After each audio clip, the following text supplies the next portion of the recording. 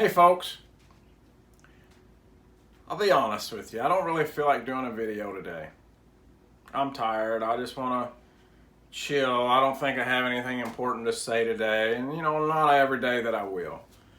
But I accepted a challenge from Tess Crawley, my friend, and I have agreed to do a video every day for 90 days as practice.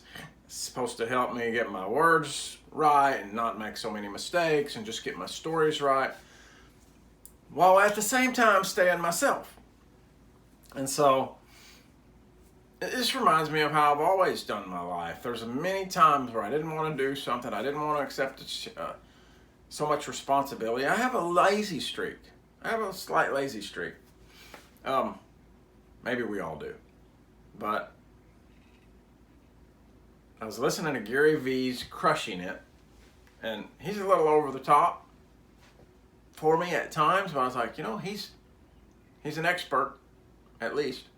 So I was just learning because I want to become an online influencer. And I'd like to make money at it eventually. That's not the goal today. Everything's free today because the thoughts that I have are based on 46 years of experience. Not right every time, but it works for me. If you can get a little bit out of it, I'm extremely happy about that. I love that, especially when people tell me that they really needed to hear something that day. It was just something in their life that they needed to hear. So the story I was going to tell you today was about the bird and the cow. My good friend Scott was telling me this story, just as in conversation. It's kind of a cute little story. So there's this bird in Canada, and all his friends are getting ready to fly south, and he's like, "Y'all, I'm not going there." He didn't say y'all. You guys, I'm not going south this time. I'm sick of that. All you're going to do is go down there and stay a while and come right back. So what's the point? So he's like, sticks around for a while, and everything's going good. And it's not that cold. He's like, yeah, I can handle this. This is nice. They have a nice long Indian summer. Well, it doesn't last. And it starts getting cold, and he's miserable. He finally decides, I better go. I better start flying. So he starts flying. He makes it past the Canadian border, and he gets down here into Montana somewhere, and he freezes solid in midair, drops to the earth. He falls in a farmer's field somewhere up there. There's a cow pasture, and it's just cows, and he's down there freezing. He cannot move. He's stuck. All of a sudden, a cow starts wandering by and doesn't even see the bird, but craps right on the bird with a big pile of cow manure. And he's like, the bird's like, oh my God, really? What the hell?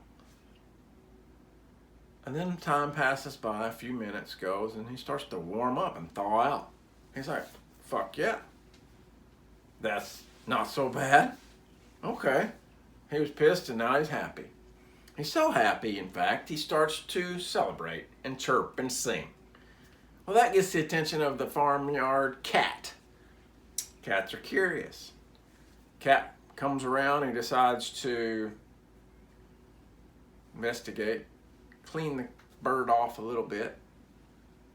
He's like, oh, this is a nice person. He's helping me to get out of this pile of muck. As soon as the cat gets the bird all cleaned off, he eats that bird. Gone. The bird's dead. So the moral of this story is basically,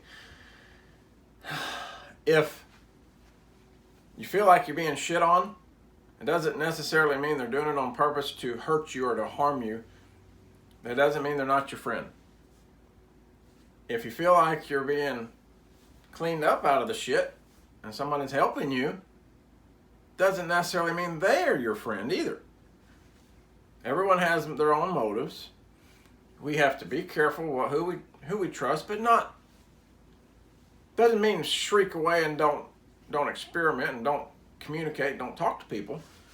But it's just funny, your perceptions. What we perceive is not always the truth. Keep an open mind. Be aware of your surroundings and be aware of what's going on, and you'll be better off for it. That's my 2 cents. Keep the change.